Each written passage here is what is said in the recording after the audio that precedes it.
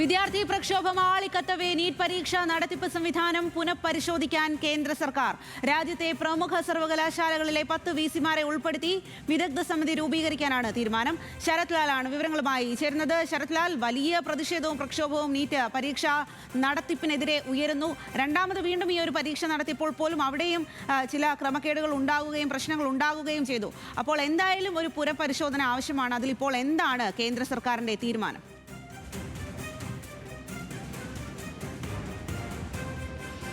കേന്ദ്ര സർക്കാരിൻ്റെ പുതിയ വിദ്യാഭ്യാസ സെക്രട്ടറി ചാർജ് എടുത്ത ഉടനെ തന്നെയാണ് ഇത് സംബന്ധിച്ച ഒരു നിർദ്ദേശത്തിലേക്ക് കാര്യങ്ങൾ പോകുന്നത്.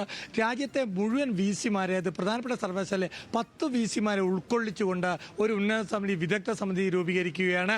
ആ രൂപീകരിച്ച സമിതിയായിരിക്കും നീറ്റ് സിസ്റ്റത്തിൽ നീറ്റ് പരീക്ഷ നടത്തിപ്പ്, നീറ്റ് പരീക്ഷാ സമ്പ്രദായം അടക്കം മൊത്തം അവലോകനം ചെയ്യുകയും അത് വിശകലനം ചെയ്ത ശേഷം ഇത്തരമുള്ള പരാതികൾ അല്ലെങ്കിൽ എന്തുകൊണ്ട് എന്തുകൊണ്ട് ചോദ്യപേപ്പർ തയ്യാറാക്കുന്നുള്ള പാകപ്പിഴകൾ, ചോദ്യപേപ്പർ തയ്യാറാക്കുന്നുള്ള അധ്യാപകരുടെ മേന്മക്കുറവ് തുടങ്ങിയ കാര്യങ്ങളടക്കം മുഴുവൻ പരിശോധിക്കാനുള്ള ഒരു വിദഗ്ധ സമിതിയെ നിയോഗിക്കാനാണ് കേന്ദ്ര സർക്കാർ ആലോചിക്കുന്നത്.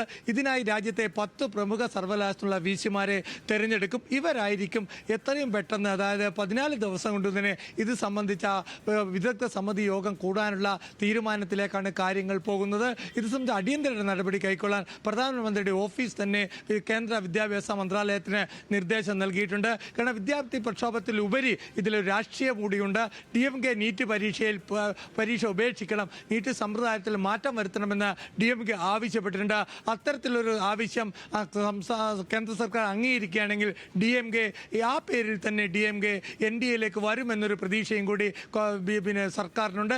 ഏതായാലും ഈ സമയത്ത് ഒരു വടിക്ക് 2 പക്ഷി എന്ന രീതിയിലുള്ള കാര്യങ്ങൾ നീക്കാനാണ് കേന്ദ്ര സർക്കാരിൻ്റെ തീരുമാനം. കാരണം നീറ്റ് പരീക്ഷയിലുള്ള വിദ്യാർത്ഥികളെ വിശ്വാസം നഷ്ടപ്പെട്ടിരിക്കുന്നു എന്നതാണ് ഈ സമരങ്ങൾ തെളിയിക്കുന്നത്. അതുകൊണ്ട് തന്നെ നീറ്റ് പരീക്ഷയെ സംബന്ധിച്ചിടത്തോളം അതിലൊരു പുനഃപരിശോധന, അല്ലെങ്കിൽ എങ്ങനെയായിരിക്കണം നീറ്റ് പരീക്ഷ, സംസ്ഥാനങ്ങൾക്ക് കൂടി അതിലെ സുരക്ഷാ കാര്യങ്ങൾ അല്ലെങ്കിൽ സംസ്ഥാനങ്ങളെ പങ്കാളിയാക്കിക്കൊണ്ടുള്ള ഒരു നിയമനിർമ്മാണത്തിലേക്ക് കാര്യങ്ങൾ പോകുമോ എന്നതടക്കമുള്ളത് പരിശോധിക്കാനാണ് ഇതാണ് DMK ആവശ്യപ്പെട്ടത്. ഇത്തരത്തിലുള്ള 10 അംഗ VC സംഘം ഇത്തരത്തിലുള്ള എല്ലാ നിർദ്ദേശങ്ങളും പരിഗണിക്കും. നിലവിലുള്ള നീറ്റ് സമ്പ്രദായത്തിലെ പാളിച്ചകൾ പരിഗണിക്കും. നിലവിലുള്ള നീറ്റ് സമുദായത്തിൽ എന്തൊക്കെ പരിഷ്കാരങ്ങൾ വരണമെന്നതും ഈ സമിതി നിർദ്ദേശിക്കുമെന്നാണ് ഉന്നത വിദ്യാഭ്യാസ സെക്രട്ടറിയുടെ അടുത്തുള്ള കേന്ദ്രങ്ങൾ വ്യക്തമാക്കുന്നത്. ഏതായാലും കേന്ദ്രം ഒരു അഴിച്ചുപണിക്ക് തയ്യാറായിരിക്കുന്നു. സ്വാതി, രാജീവ്.